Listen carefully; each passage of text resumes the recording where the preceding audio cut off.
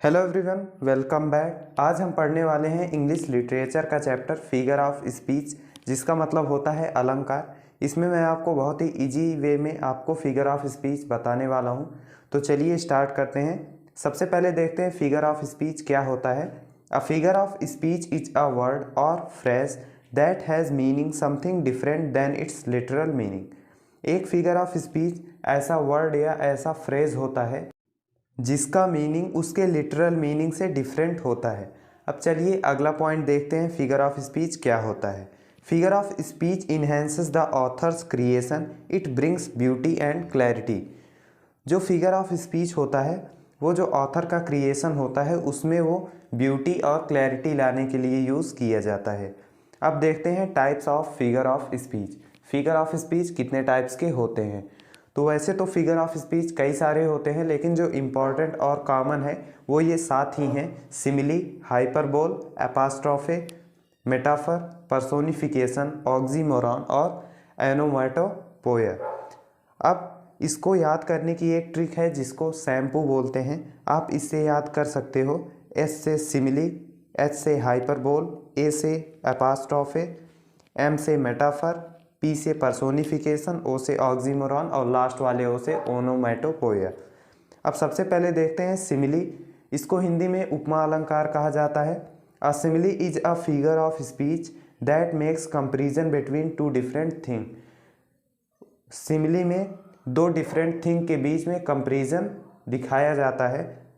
Word of comparison like, so and as are used. और comparison के लिए like, सो और एज वर्ड्स का यूज़ होता है। चलिए इसका एग्जाम्पल से समझते हैं। इसका एक एग्जाम्पल है, life is like a dream. जो जीवन है वो एक सपने की तरह है। तो यहाँ पर लाइक वर्ड यूज़ किया गया है इनको जोड़ने के लिए, कंपेयर करने के लिए।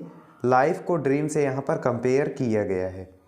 दूसरा एग्जाम्पल है, as brave as a lion. एक शेर की तरह बहादुर। तो यहाँ पर एज वर्ड कंपेरिजन के लिए यूज़ हुआ है और ब्रेव और लायन ये दोनों डिफरेंट चीज़ें हैं, इन दोनों के बीच में कंपेयर हुआ है, तो यहाँ पर सिमिली होगा। अब अगला हमारा फिगर ऑफ स्पीच है हाइपरबोल, जिसका हिंदी होता है अतिशयोक्ति अलंकार। Hyperbole is the figure of speech in which things are represented as greater or less, better or worse than they actually are. जो हाइपरबोल होता है इसमें चीज़ें बहुत ही बढ़ा चढ़ा कर की गई होती हैं, इसीलिए इसको अतिशयोक्ति अलंकार हिंदी में कहा जाता है। आइए इसके एग्जाम्पल से समझते हैं। She is as tall as a bean pole. वह एक बीन पोल के जितना लंबी है। क्या कोई बीन पोल के जितना लंबी हो सकती है? बीन पोल होता है जो मटर होता है उसके पेड़ में होता है। अब चलिए इसका दूसरा एग्जाम्पल हम लोग देख लेते हैं। He is running faster than the wind. क्या कोई हवा से तेज़ दौड़ सकता है? ऐसा नहीं हो सकता, लेकिन यहाँ पर बहुत ही बढ़ा चढ़ा कर बताया गया है कि वह हवा से भी तेज़ दौड़ रहा है, इसीलिए यहाँ पर हाइपरबोल होगा। अब चलिए अगला फिगर ऑफ स्पीच देखते हैं। हमारा अगला फिगर ऑफ स्पीच जो है वो है अपास्ट्रोफे। इसकी जो हिंदी होती है वह होती है संबोधन। In this figure of speech an object, an idea or someone who doesn't exist is addressed as if it is living. यह ऐसा फिगर ऑफ स्पीच है जिसमें कोई भी ऑब्जेक्ट या कोई आइडिया या कोई भी ऐसा उसको एड्रेस किया जाता है जैसे वह जीवित कोई चीज़ है। आइए देखते हैं। Blue moon you saw me standing alone. यहाँ पर ब्लू मून से बात की गई है कि तुमने मुझे अकेले खड़े हुए देखा।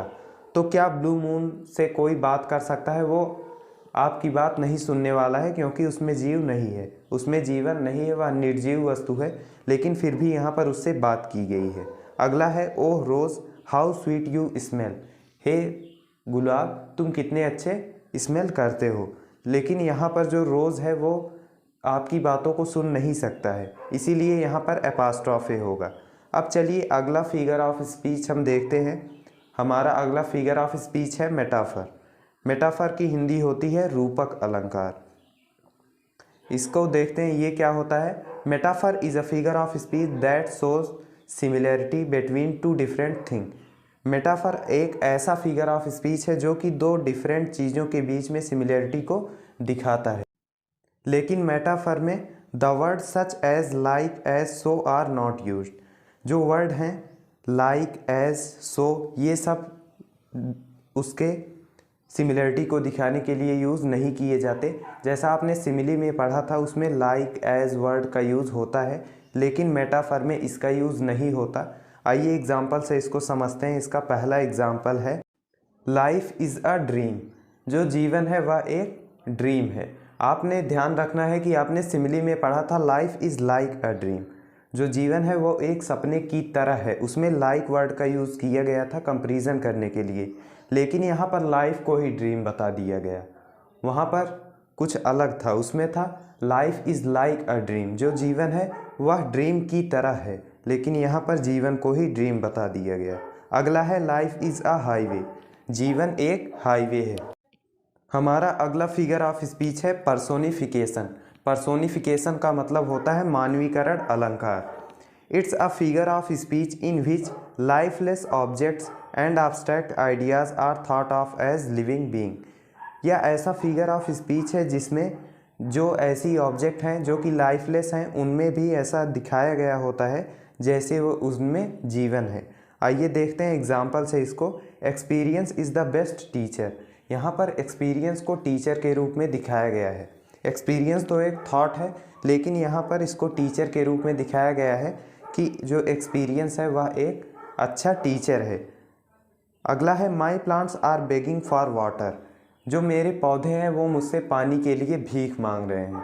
तो क्या आपने कोई प्लांट लगाया, क्या उस प्लांट ने कभी आपसे ऐसा कहा है कि मुझे पानी दो? ऐसा नहीं हो सकता, लेकिन यहाँ पर ऐसा लिखा गया है क्योंकि यहाँ पर पर्सोनिफिकेशन है।